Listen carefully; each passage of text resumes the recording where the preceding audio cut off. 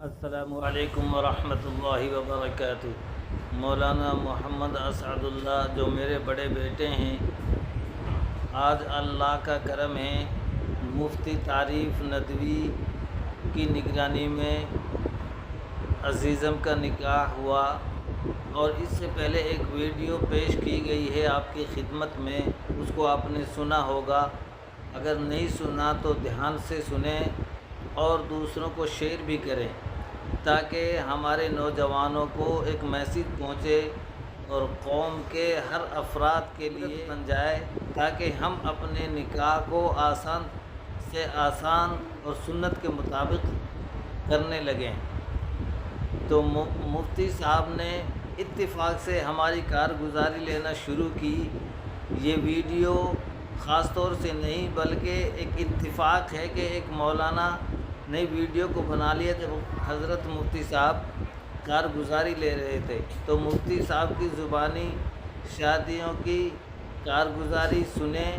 معزز سامعین اور ناظرین، اس میں ایک بات کی ضرورت ہے کہ ایک ہم نے یہ بات طے کی ہوئی ہے کہ لڑکی کو لڑکے کے گھر پہنچانا بھی ایک ضروری سنت ہے، کہ اگر کوئی لے کر جائے گا تو ایسا بھی ممکن نہیں ہے، اس کی اجازت نہیں ہے۔ حالانکہ شرعی طور پہ اس کی اجازت بھی ہے، اور ایک ایسے معاشرے میں ہم رہ رہے ہیں کہ جہاں پر نہ تو ہم ایک وطن میں ہی شادی کرتے ہیں، اللہ کے نبی کے یہاں عمومی شادیاں جو ہوئی ہیں مدینہ کے اندر ہوئی ہیں، تو وہیں سے پہنچا دیا گیا ہے۔ قاری صاحب نے ماشاءاللہ مکمل سنت کی پاسداری کی ہے، اللہ رب العالمین اس کی جزائے خیر عطا فرما رہے ہیں، اور بہت اس کے اثرات ہیں، برکات ہیں ان کی زندگیوں میں۔ حضرت قاری صاحب کے تعلق سے میں نے سنا کہ کسی صاحب نے مجھے ذکر کیا کہ وہ ذکر کر رہے تھے ان سے کہ ہم نے جتنی بیٹیوں کی شادی کی ہے سب بہت موج بہار میں، اور اس کی وجہ بیان کرتے ہیں کہ ہم نے تمام کے تمام بیٹیوں کو علماء و فضلاء کے لیے دیا ہے، اور وہ سب قرآن کی خدمت میں مشغول ہے۔ قرآن کی خدمت کے برکت سے بفضلہ تعالی انہیں دنیاوی تمام سہولیات اور نعمتیں میسر ہیں، اور وہ خوشحالی کی زندگی جی رہی ہیں۔ یہ ضروری نہیں ہے کہ عالم کا علاوہ دوسرے کے یہاں خوشحالی کی زندگی نہیں جی سکتے ہیں، لیکن یہ ہے کہ انہوں نے سنت کا لحاظ کیا، اور اس کے لیے انہوں نے علماء کا ہی انتخاب کیا کہ ان کو سمجھانا یہ آسان ہوتا ہے۔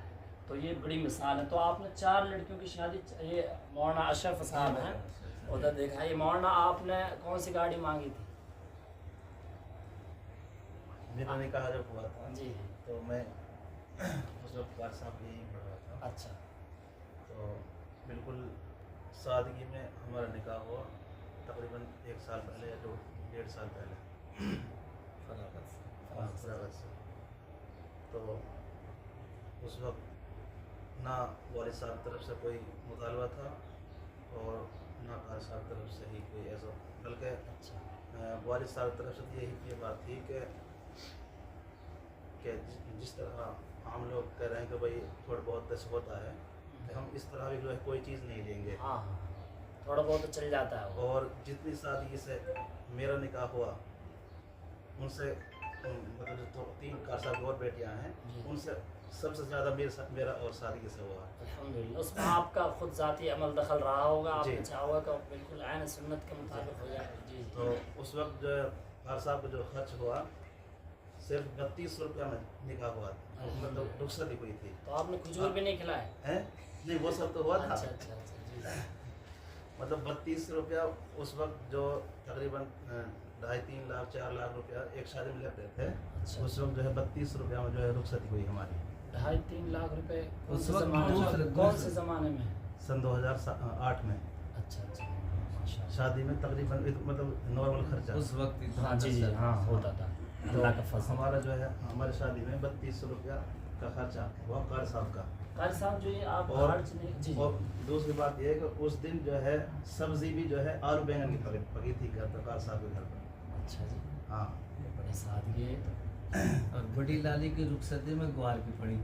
اچھا جی، ماشاء اللہ۔